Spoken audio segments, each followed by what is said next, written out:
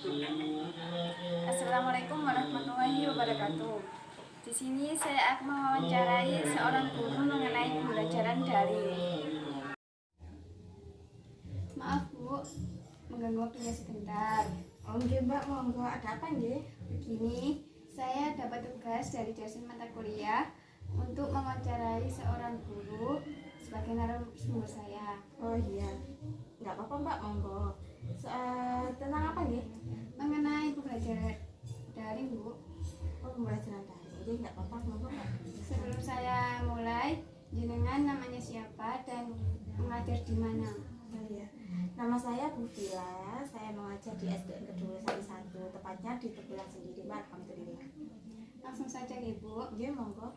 Bagaimana pelaksanaan pembelajaran selama pandemi? Pelaksanaan pembelajaran selama pandemi ini kita laksanakan secara daring Mbak. Bahkan bukan hanya sekolahan saya saja nggih, sekolahan dimanapun kalau masa pandemi insya Allah dengan cara daring. Kalau boleh tahu, aplikasi apa saja yang digunakan dalam pembelajaran online Bu? Untuk aplikasinya banyak Mbak, yang digunakan di sekolahan saya ada bermacam-macam. Ada yang menggunakan aplikasi Google Meet, ada yang menggunakan Google Form, ada yang menggunakan YouTube, ada pula yang menggunakan Zoom. Dan di sini kita berbeda dengan yang lain, insya Allah ya, berbeda dengan yang lain. Kelas atas kita menggunakan aplikasi yang Zoom. Ketika kita ingin tatap muka dengan teman-temannya, dengan murid-murid seperti itu, menggunakan aplikasi Zoom. Kalau di bawah, maksudnya kelas bawah, kelas 1, 2, 3, kita itu biasanya menggunakan aplikasi Google Meet gitu Mbak, karena tidak semuanya memiliki aplikasi Zoom itu. Bagaimana pembelajaran online dengan menggunakan aplikasi tersebut Bu? Pembelajarannya alhamdulillah di sekolahan saya ya bagaimana lagi ya Mbak ya, namanya pandemi ya alhamdulillah saja seperti itu. Kalau pembelajarannya dengan menggunakan YouTube, kan saya biasanya menggunakan YouTube ya Mbak. Kalau menggunakan YouTube itu saya membuat video, kemudian saya upload di YouTube, kemudian saya sebarkan ke anak-anak seperti itu. Jadi saya membuat materi yang saya video, kemudian saya masukkan ke YouTube, saya upload ke YouTube seperti itu. Dan bagaimana hasil belajar selama menggunakan media pembelajaran online tersebut? Apa tadi Mbak, hasil belajar nggih? Yeah. Untuk hasil belajarnya alhamdulillah tidak ada yang nilainya rendah, tapi alhamdulillah juga nilainya anak-anak itu standar Mbak. Dan kalau dikatakan nilainya tinggi, ya ada beberapa anak yang paham dengan materi tersebut yang saya terangkan di video itu seperti itu. Dan alhamdulillah nggih, untuk saya kan mengajar mulai dari kelas 1 sampai kelas 6 ya. Alhamdulillah nilainya rata-rata lah Mbak, seperti itu, standar. Oh ya, menurut Anda efektifkah media online yang digunakan? Untuk masalah efektifnya ini di masa pandemi ini saya katakan efektif Mbak. Karena apa? Kita mengajar hanya 50% dari materi yang saya ajarkan, tidak secara penuh seperti itu.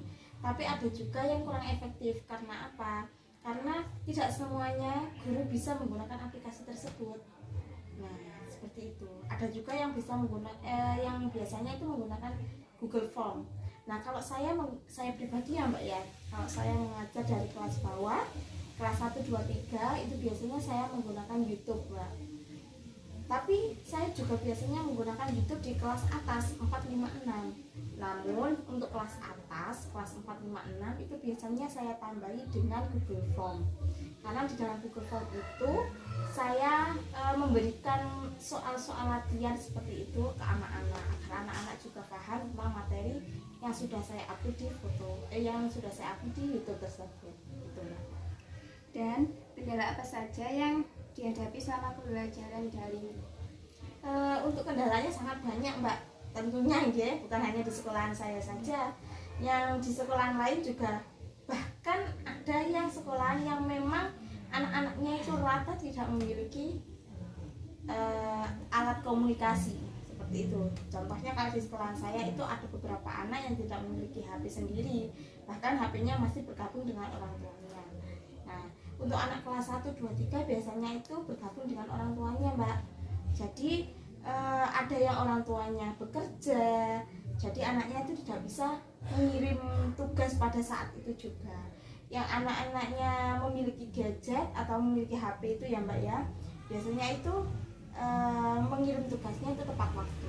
Kan ada juga ya Mbak ya, ada yang kalau orang tuanya pulang bekerjanya itu malam, ya anak-anak ngirimnya juga malam. Itulah Mbak kendalanya. Jadi guru ini non-stop dalam melihat HP gitu. Tidak ada berhentinya guru melihat HP. Jadi guru itu setiap hari membuka HP seperti itu. Saya kira saya sudah cukup banyak untuk mengetahui tentang pembelajaran online. Ya. Saya mau mengucapkan banyak terima kasih Ya, sama-sama kepada Mbak. Ibu Oke. dan atas waktu yang Ibu luangkan. Ya, sama-sama Mbak. Nah, itulah tadi hasil wawancara saya kepada seorang guru mengenai pembelajaran daring. Sekian, wassalamualaikum warahmatullahi wabarakatuh.